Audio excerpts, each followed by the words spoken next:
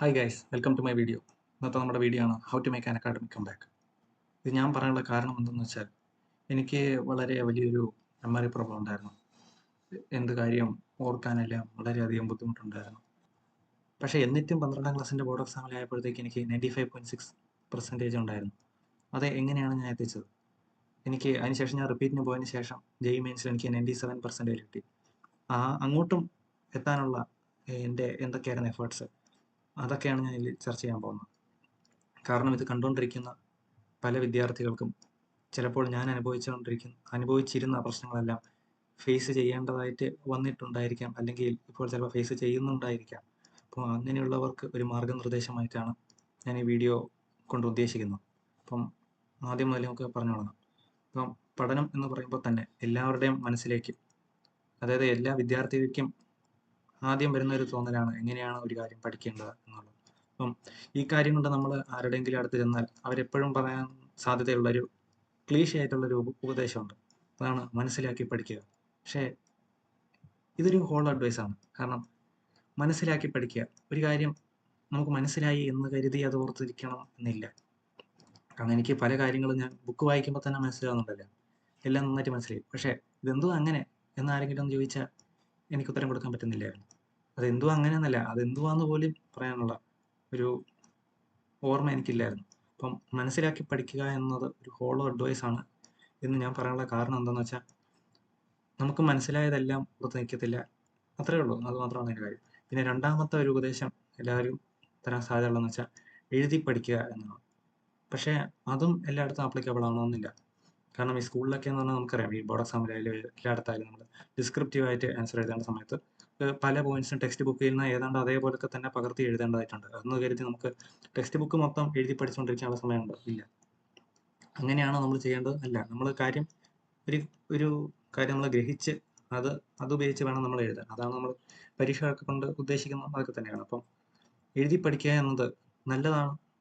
പല കാര്യങ്ങളിലും അത് ഉപയോഗപ്പെടും. ഉദാഹരണത്തിന് ഈ കത്തെഴുതുന്നതിൻ്റെ ഇംഗ്ലീഷിലായാലും മലയാളത്തിലായാലും ഈ ലെറ്റർ റൈറ്റിങ്ങിനൊക്കെ ഫോർമാറ്റൊക്കെ നമ്മൾ എഴുതി പഠിച്ചാൽ കുറേയൊക്കെ ഓർത്തിരിക്കാൻ പറ്റും. പക്ഷേ അത് മാത്രമല്ലല്ലോ ഓർത്തിരിക്കേണ്ട ബാക്കി പല ഈ സയൻസിലൊക്കെ ആകുമ്പോൾ ഇമ്പോർട്ടൻ്റ് ആയിട്ടുള്ള ബയോളജിയിലൊക്കെ ആയിട്ടുള്ള അതിലൊക്കെയുള്ള കാര്യങ്ങളെല്ലാം നമ്മൾ ഓർത്തിരിക്കാൻ ലേശം പാടുള്ള കാര്യങ്ങളായിരിക്കും.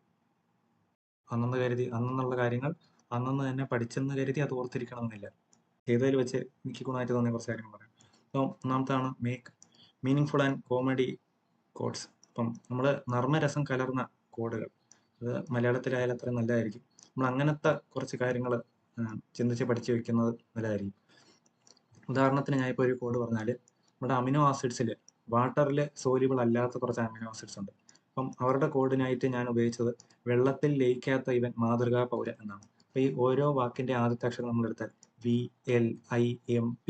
അപ്പം നമുക്ക് അതെന്ന് പറഞ്ഞാൽ ഈ അമിനോ ആസിഡ്സിൻ്റെ 1 ലെറ്റർ കോഡ്സ് ആണ്. അപ്പോൾ നമ്മൾ അങ്ങനെ ഓർക്കുമ്പോൾ അത് ഓർത്തിരിക്കാൻ പറ്റും, വെള്ളത്തിൽ ലയിക്കാത്ത ഇവൻ മാതൃകാ പൗരൻ. പക്ഷേ അല്ലാതെ നമ്മൾ അതിൻ്റെ ഓരോന്നിൻ്റെ പേര് വെച്ചിട്ട് നമ്മളിങ്ങനെ ഓർക്കാൻ നോക്കിയാൽ നമുക്ക് പഠിക്കാൻ പറ്റണമെന്നില്ല. പിന്നെ അടുത്ത കാര്യം, ഒരു ടെക്സ്റ്റ് ബുക്ക് എങ്ങനെ പഠിക്കണം എന്ന് ഞാൻ എൻ്റെ എക്സ്പീരിയൻസിൽ കണ്ടെത്തിയ കാര്യമാണ്. അപ്പം നിങ്ങൾക്ക് ഇങ്ങനെ തന്നെ ചെയ്യണം എന്നില്ല. ചെറുതായിട്ട് നിങ്ങൾക്ക് എക്സ്പെരിമെൻ്റ് ചെയ്ത് നോക്കിയിട്ട് നിങ്ങൾക്ക് ഏതാണോ ബെറ്റർ എന്ന് തോന്നുന്നത് ആ രീതി ചെയ്യുക. ഞാൻ ചെയ്തതെന്ന് വെച്ചാൽ, ഒരു ടെക്സ്റ്റ് ബുക്ക് ഉണ്ടെങ്കിൽ അതിനെ ഞാൻ 2 തവണ വായിക്കുമായിരുന്നു. ജസ്റ്റ് ചുമ്മാ സർഫസ് ലെവലിൽ ഒന്ന് ഓടിച്ച് വിടുന്ന പോലെ ഒരു 2 തവണ വായിക്കും. ചുമ്മാ എല്ലാ ഹെഡിങ് ഒക്കെ ഒന്ന് കൊണ്ട് ചുമ്മാ എല്ലാം ഒന്ന് വായിച്ച് പോയി അങ്ങനെ ഒരു 2 തവണ വായിക്കുക. അതിനുശേഷം ഒന്നുകൂടെ വായിക്കുക. ഒന്നുകൂടെ വായിക്കുന്ന പറഞ്ഞാൽ ഈ 2 തവണ വായിച്ചതിൻ്റെ ഉടനെ അടുത്ത 3ാമത്തെ തവണ കൂടെ വായിക്കരുത്. ആ ബുക്ക് അടച്ച് വെക്കുക. എന്നിട്ട് നാളെയോ മറ്റന്നാളോ അങ്ങനെ ബുക്ക് ഒന്നേന്ന് എടുക്കുക. ഒന്നേന്ന് എടുത്തിട്ട് അതിനെ ഒന്നുകൂടെ വായിക്കുമ്പോൾ നിങ്ങൾക്ക് ചില ഭാഗങ്ങൾ എന്തോ അങ്ങ് ഇമ്പോർട്ടൻ്റ് ആണെന്ന് ഫീൽ ചെയ്യും. അപ്പം അങ്ങനെ ഫീൽ ചെയ്യാൻ വേണ്ടിയിട്ട് നിങ്ങൾക്ക് ഈ ബുക്കിൻ്റെ പുറകിലുള്ള ക്വസ്റ്റ്യൻസ് ഒക്കെ എടുത്ത് നോക്കുക. അപ്പോൾ അതിൽ കാരണം ഇമ്പോർട്ടൻ്റ് ആയിട്ടുള്ള കാര്യങ്ങളെ ഉൾപ്പെടുത്തിയായിരിക്കും മിക്കവാറും ക്വസ്റ്റ്യൻസ് ഒക്കെ ഫ്രെയിം ചെയ്യുക. അപ്പം ആ ക്വസ്റ്റ്യൻസും ചുമ്മാ ഒന്ന് വായിച്ച് നോക്കുക. അതിനുശേഷം 3ാമത്തെ തവണ വായിക്കുമ്പോൾ പതുക്കെ എല്ലാം ഒന്നുകൂടെ ഒന്ന് മനസ്സിൽ കയറ്റി വായിക്കുന്ന പോലെ ചിന്തിച്ച് വായിക്കുക. അങ്ങനെ വായിക്കുമ്പോൾ ചില കാര്യങ്ങളൊക്കെ ഇമ്പോർട്ടൻ്റ് ആയിട്ട് ഫീൽ ചെയ്യും. അങ്ങനെ ഇമ്പോർട്ടൻ്റ് ആയിട്ട് ഫീൽ ചെയ്യുന്നത് മാത്രം അണ്ടർലൈൻ ചെയ്യുക. ബുക്ക് ഫുൾ അണ്ടർലൈൻ ചെയ്യൽ, അങ്ങനെ അണ്ടർലൈൻ ചെയ്യുന്നതിൽ കാര്യമില്ല. നമുക്ക് വളരെയധികം ഇമ്പോർട്ടൻ്റ് ആണെന്ന് തോന്നുന്നതിനെ മാത്രം അണ്ടർലൈൻ ചെയ്യുക. അപ്പം ഇതുവരെ നമ്മുടെ പ്രൊസീജിയർ തീർന്നു. ഇനി നമ്മുടെ സ്കൂളിലാകുമ്പം പല എക്സാംസോ എന്തെങ്കിലുമൊക്കെ വരും. അപ്പം ആ എക്സാംസ് കഴിഞ്ഞിട്ട് നമ്മൾ എന്താ ചെയ്യേണ്ടതെന്നാണ് അടുത്ത ഞാൻ പറയാൻ പോകുന്ന കാര്യം. അതാണ് മേക്ക് റിയലി ഷോർട്ട് നോട്ട്സ്. അപ്പം ഒരു പരീക്ഷ കഴിഞ്ഞിട്ട് എന്ന് പറയാൻ കാരണം എന്ന് വെച്ചാൽ, നമ്മളൊരു കാര്യം പഠിക്കുകയാണെങ്കിൽ പഠിച്ചിട്ട് അല്ലെങ്കിൽ സ്കൂളിൽ പഠിപ്പിച്ചു അങ്ങനെയാണെങ്കിൽ കുറേ ദിവസം കഴിഞ്ഞിട്ടായിരിക്കും എന്തായാലും എൻ്റെ പരീക്ഷ വരുന്നത്. ഇത്രയും ദിവസത്തിൻ്റെ ഇടയ്ക്ക് ആ ടോപ്പിക്ക് നമ്മുടെ മനസ്സിൽ, നമ്മുടെ ബ്രെയിൻ ആ ടോപ്പിക്കിനെ പല രീതിയിൽ അടുക്കി പെറുക്കി വെക്കുന്ന ഒരു വലിയ പ്രോസസ്സ് ഇതിൻ്റെ ഇടയിൽ നടന്നുകൊണ്ടിരിക്കുകയാണ്. അപ്പോൾ ഇതിന് ശേഷം നമ്മൾ ഷോർട്ട് നോട്ട് ഉണ്ടാക്കാൻ പോകുമ്പോൾ നമ്മൾ അതിൽ ഇമ്പോർട്ടൻറ്റ് കാര്യങ്ങൾ മാത്രം ഉൾപ്പെടുത്തി നമ്മൾ ഷോർട്ട് നോട്ട് ഉണ്ടാക്കും. ആദ്യം നമ്മൾ ഷോർട്ട് നോട്ട് ഉണ്ടാക്കാൻ പോയാലുള്ള പ്രശ്നം എന്താണെന്ന് വെച്ചാൽ നമുക്ക് എല്ലാം ഇമ്പോർട്ടൻ്റ് ആയിട്ട് വന്നു. എല്ലാം ഇമ്പോർട്ടൻ്റ് അല്ല. ചില കാര്യങ്ങൾക്ക് ഇമ്പോർട്ടൻസ് കൂടുതലുണ്ട്. ചില കാര്യങ്ങൾ നമ്മൾ കാര്യമായിട്ട് മെനക്കെടാതെ തന്നെ നമ്മുടെ ഓർമ്മയിൽ നിൽക്കാൻ സാധ്യതയുണ്ട്. ഉദാഹരണത്തിന് എനിക്ക് ഓർത്തിരിക്കാൻ ബുദ്ധിമുട്ടുള്ള കാര്യം ആണോന്നില്ലല്ലോ നിങ്ങൾക്ക് ബുദ്ധിമുട്ട് ആവുക. അതേപോലെ പല കാര്യങ്ങളുണ്ട്. അപ്പം ഒരു 1-2 ആഴ്ച അല്ലെങ്കിൽ ഒരു മാസമൊക്കെ കഴിഞ്ഞിട്ട് നിങ്ങൾ ഷോർട്ട് നോട്ട് ഉണ്ടാക്കാൻ പോകുന്നതായിരിക്കും കൂടുതൽ ബെറ്റർ.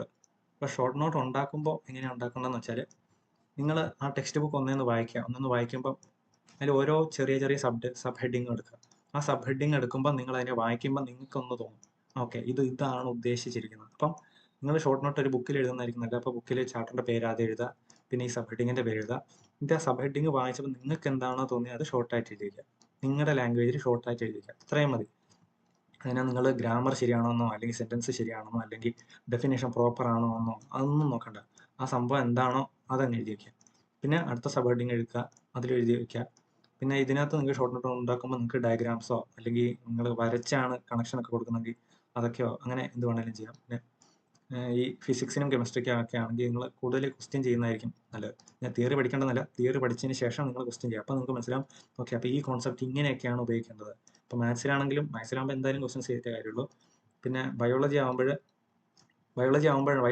ഈ ഷോർട്ട് നോട്ട് ഉണ്ടാക്കുന്നത് ശരിക്കും പറഞ്ഞാൽ വളരെയധികം ഹെൽപ്ഫുൾ ആവുന്നത്. കാരണം ആ ബുക്ക് ഫുള്ള് നമുക്ക് ആവശ്യമുണ്ട്. എന്നാൽ ബുക്ക് ഫുള്ള് അങ്ങനെ ഇരുന്ന് പഠിക്കുമ്പോൾ കുറേ ടൈമും എല്ലാം വെറുതെ അനാവശ്യമായിട്ട് വേസ്റ്റ് ആയിക്കൊണ്ടിരിക്കുക. അപ്പോൾ നമ്മൾ ഷോർട്ട് നോട്ട് ഇങ്ങനെ 1-2 ആഴ്ച അല്ലെങ്കിൽ ഒരു മാസമൊക്കെ കഴിഞ്ഞ് നമ്മുടെ പരീക്ഷയൊക്കെ കഴിഞ്ഞിട്ട് നമ്മൾ ഇതിൻ്റെ ഷോർട്ട് നോട്ട് ഉണ്ടാകുമ്പോൾ അത്യാവശ്യമായിട്ടുള്ള കാര്യങ്ങൾ മാത്രം എഴുതുക. ഒരു ടോപ്പിക് എടുക്കുക, ആ ടോപ്പിക്കിന് വളരെ അത്യാവശ്യമുള്ള കാര്യങ്ങൾ മാത്രം എടുക്കുക. ഉദാഹരണത്തിന് 12ാം ക്ലാസ്സിലെ ബയോളജിയിൽ ഒരു മൈക്രോസ്പൊറാഞ്ചിയത്തെ കുറിച്ചൊക്കെ ഉണ്ട്. അപ്പം അങ്ങനെ ഉണ്ടെങ്കിൽ ആദ്യം നിങ്ങൾ മൈക്രോസ്പൊറാഞ്ചിയം ഒന്ന് എഴുതുക. അതിനുശേഷം അതിൻ്റെ different parts, different wall layers അങ്ങനെയൊക്കെ ഉണ്ട്. അപ്പം ജസ്റ്റ് വോൾ ലെയർ എന്ന് എഴുതുക. വോൾ ലെയർ ഏതൊക്കെയാണ് എഴുതുക. There are this much wall layers and they are അങ്ങനെ ഒന്നും എഴുതരുത്. ജസ്റ്റ് നിങ്ങൾക്ക് പറ്റുന്ന അത്രയും ഷോർട്ടായിട്ട് എഴുതുക, അത്രയും നല്ലത്. ഈ ഷോർട്ട് നോട്ട് ഉണ്ടാക്കാനൊന്നും എനിക്ക് 12ാം ക്ലാസ്സിലൊന്നും അറിയില്ലായിരുന്നു. ഒക്കെ ഞാൻ ഈ റിപ്പീറ്റിന് പോയതിന് ശേഷം ഇതൊക്കെ പഠിച്ചത് എങ്ങനെയാണ് ഷോർട്ട് നോട്ട് ഉണ്ടാക്കുന്നത്. അപ്പം ആ ഷോർട്ട് നോട്ട് എന്ന് പറഞ്ഞാൽ എനിക്കെന്ന് പറഞ്ഞാൽ ഈ തിയററ്റിക്കലായിട്ടുള്ള കാര്യങ്ങളൊക്കെ എല്ലാം ഫോർമുലയും എല്ലാം കൂടെ ഉൾപ്പെടുത്തി ഷോർട്ട് നോട്ട് ഉണ്ടാക്കി അത് ഈ ഫിസിക്സിൻ്റെയൊക്കെ ആ ഫുള്ള് ഷോർട്ട് നോട്ട് ഒറ്റ ദിവസം കൊണ്ടൊക്കെ കംപ്ലീറ്റ് ചെയ്യാൻ പറ്റുന്ന രീതിയിലൊക്കെ അത്രയ്ക്ക് ചെറുതാക്കി പോകാൻ പറ്റിയത്. അപ്പം ഇതെങ്ങനെയാണ് റിവൈസ് ചെയ്യേണ്ടതെന്ന് വെച്ചാൽ നമ്മൾ ഈ സംഭവം ഉണ്ടാക്കി അന്ന് അതൊന്ന് വായിച്ചു നോക്കുക. നമ്മൾ ഈ ഷോർട്ട് നോട്ട് ഉണ്ടാക്കുന്ന അന്ന് ഇതൊന്ന് വായിച്ചു നോക്കുക. ഷോർട്ട് നോട്ട് ഉണ്ടാക്കുമ്പോൾ നമ്മൾ കൂടുതൽ ചിന്തിച്ചുകൊണ്ടിരിക്കരുത്, ഭയങ്കര പെർഫെക്റ്റ് ആണോ അതാണോ ഇതാണോ ഒന്നും ചിന്തിക്കരുത്. കാരണം ആദ്യമായിട്ട് ഉണ്ടാക്കുന്ന ഷോർട്ട് നോട്ട് ചിലപ്പം മോശമായിരിക്കും, ചിലപ്പം ഒരു യൂസും ഒന്നും കാണത്തില്ല. പക്ഷെ നിങ്ങളിങ്ങനെ ഷോർട്ട് നോട്ട് ഉണ്ടാക്കിക്കൊണ്ടേ ഇരിക്കുമ്പം ആ സ്കില്ല് പതുക്കെ ഡെവലപ്പ് ആയിക്കൊണ്ടേയിരിക്കും. അപ്പം നിങ്ങൾ പെർഫെക്ഷനെ കുറിച്ച് തൽക്കാലം ചിന്തിക്കരുത്, പ്രോഗ്രസിനെ കുറിച്ച് മാത്രം ചിന്തിച്ചാൽ മതി. ഓരോരോ ഷോർട്ട് നോട്ടുകൾ നിങ്ങളിങ്ങനെ ഉണ്ടാക്കിക്കൊണ്ടേ ഇരിക്കുമ്പോഴത്തേക്കും നിങ്ങളുടെ ആ കഴിവ് കൂടിക്കൊണ്ടേയിരിക്കും. ഷോർട്ട് നോട്ട് ഉണ്ടാക്കുമ്പോൾ ഒരിക്കലും കുറച്ച് ടോപ്പിക്ക് കേന്ദ്രീകരിച്ചൊരിക്കലും ഷോർട്ട് നോട്ട് ഉണ്ടാക്കരുത്. ഷോർട്ട് നോട്ട് നമ്മൾ ഒരു ചാപ്റ്റർ കേന്ദ്രീകരിച്ചായിരിക്കണം ഉണ്ടാക്കേണ്ടത്. അപ്പോൾ ഇതിനി എങ്ങനെയാണ് പഠിക്കേണ്ടതെന്ന് വെച്ചാൽ നേരത്തെ പറഞ്ഞ പോലെ ഇത് ഉണ്ടാക്കിയ ദിവസം നമ്മളൊന്ന് വായിച്ചു നോക്കുക.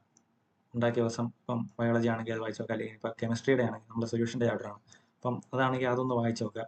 എന്നിട്ട് ഇത് തൽക്കാലത്തേക്ക് ഇത് നാളെയും മറ്റന്നാളും നോക്കണ്ട, ഏതെങ്കിലും ഒരു ദിവസം നിങ്ങൾ എല്ലാ ആഴ്ചയും ഷോർട്ട് നോട്ട് റിവൈസ് ചെയ്യാൻ വേണ്ടി സെലക്ട് ചെയ്യുക. ഉദാഹരണത്തിന് ചിലപ്പം നിങ്ങൾ ഷോർട്ട് നോട്ട് റിവൈസ് ചെയ്യാൻ ചിലപ്പം ശനിയാഴ്ച സെലക്ട് ചെയ്യുക, അല്ലെങ്കിൽ ഞായറാഴ്ച സെലക്ട് ചെയ്യുക, അല്ലെങ്കിൽ ശനിയാഴ്ച ഉച്ചയ്ക്ക് ശേഷം ഞായറാഴ്ച ഉച്ചയ്ക്ക് മുമ്പും. അങ്ങനെ നിങ്ങൾക്ക് എങ്ങനെയെങ്കിലും ഒരാഴ്ച നിങ്ങൾ എന്തായാലും ഷോർട്ട് നോട്ട് എല്ലാം നോക്കണം, അത്രേ ഉള്ളൂ. ആ ഒരു കാര്യം മാത്രമേ ഉള്ളൂ. സമയം കാര്യങ്ങളൊക്കെ നിങ്ങൾക്ക് തന്നെ തീരുമാനിക്കാം, അത്രേ ഉള്ളൂ. അപ്പം അന്നുള്ള കാര്യങ്ങൾ ഒരിക്കലും അന്നന്ന് ഷോർട്ട് നോട്ട് ഉണ്ടാക്കരുത്. അത് ഭയങ്കരമായിട്ട് ഓർത്തിരിക്കണം. കാരണം ഇന്ന് പഠിച്ച കാര്യങ്ങളെല്ലാം ഇമ്പോർട്ടൻ്റ് ആണെന്ന് ഇന്ന് നിങ്ങൾക്ക് തോന്നിയേക്കാം, പക്ഷേ 2 മാസം കഴിയുമ്പോഴായിരിക്കും നിങ്ങൾക്ക് മനസ്സിലാവുന്നത് അത് ഫുള്ളൊന്നും ഇമ്പോർട്ടൻ്റ് അല്ലായിരുന്നു, അല്ലെങ്കിൽ ഇത്രയൊന്നും വാരി വിളിച്ച് ഞാൻ എഴുതണ്ടായിരുന്നു, ജസ്റ്റ് ഞാൻ ഇത്രയൊന്ന് പറഞ്ഞാൽ മാത്രം ആ കാര്യം പെട്ടെന്ന് മനസ്സിലാക്കാൻ പറ്റും എന്നൊക്കെ ഉള്ളത് നിങ്ങൾക്ക് കുറച്ച് കാലം കഴിഞ്ഞാലേ മനസ്സിലാകത്തുള്ളൂ. ഇത്രയൊക്കെ ഉള്ളൂ. അപ്പം എല്ലാവർക്കും all the best. Thank you.